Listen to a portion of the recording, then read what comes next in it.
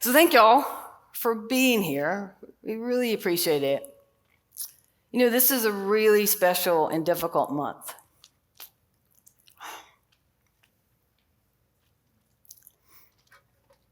And I'll tell you about that in a second.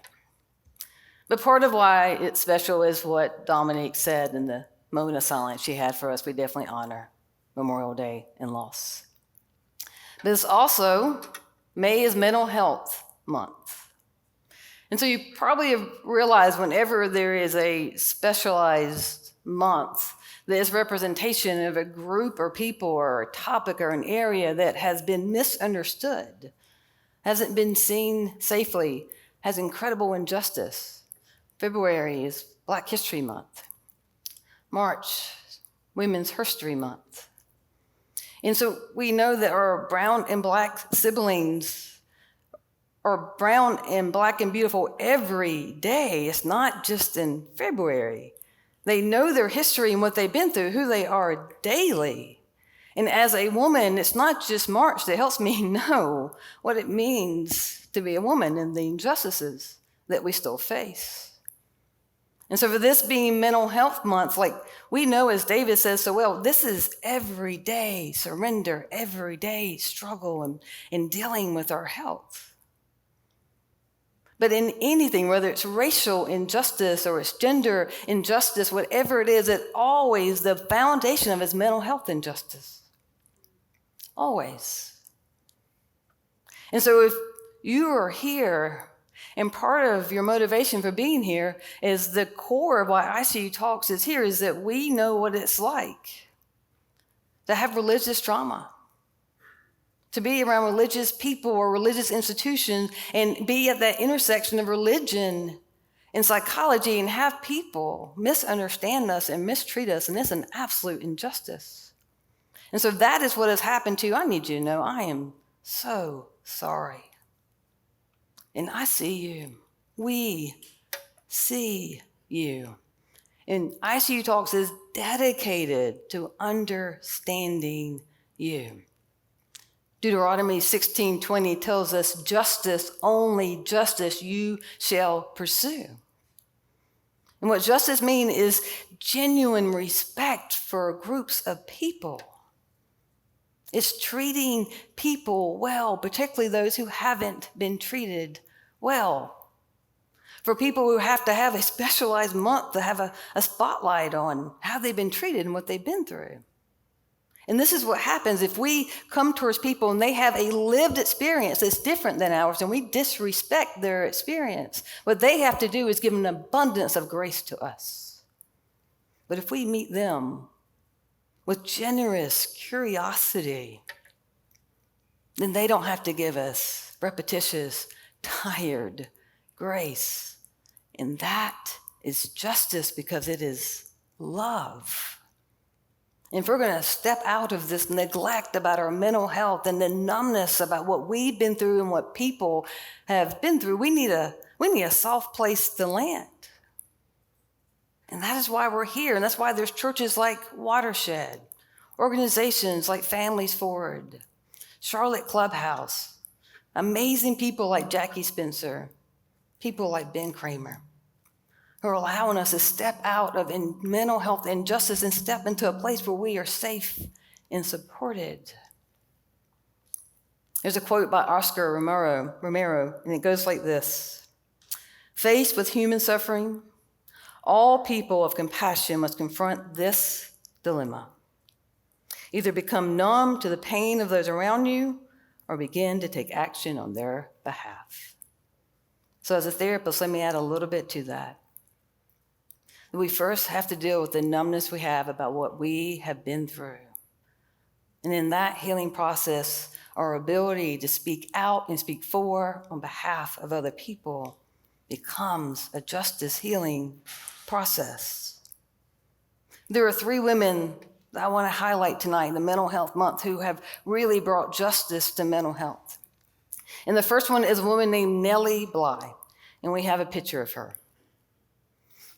So this is in the 1800s. And so Nellie was told as a child, even though she told people, I want to be an investigative journalist when I grow up. And she told people what she wanted to be, that they told her, no, your highest calling will be having a baby and getting married. Thank God this was 1800s and no one says that today. There's no commencement speech talking about this shit. Thank the Lord that has just been eradicated. Amen.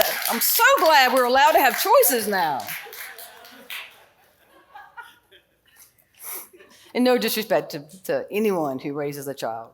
Raise me. I haven't been raised yet, so I am here for you if you want to do that. Absolutely. But what Nellie did was that she dealt with her own stuff and she went forward and she found out about how women were being treated in mental institutions. So she decided to go into one undercover. And she spent 10 days at a mental institution. And she was outraged by how the women were treated, but also the reasons why they were put in there, because some women were put in there because they talked back to their husbands. Again, I'm so glad that shit has changed. And she got out after 10 days and she did something about it. And she brought light to what was happening. And $1 million was awarded to bring in social reform, what happens in mental institutions.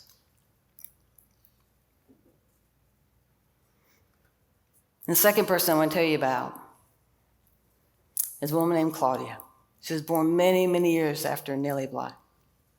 But the conditions that Claudia went through as a child, to me, are just as horrific as what women went through in mental institutions in the 1800s.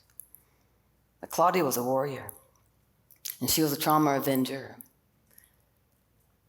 And Claudia wanted to get past what she'd been through and just to deal with it. She was so pro-therapy for her kids, for her husband, for everybody, and she just kept facing what happened to her and doing what she could to help other people. She spoke out on behalf of other people and was working so hard on getting past her own numbness.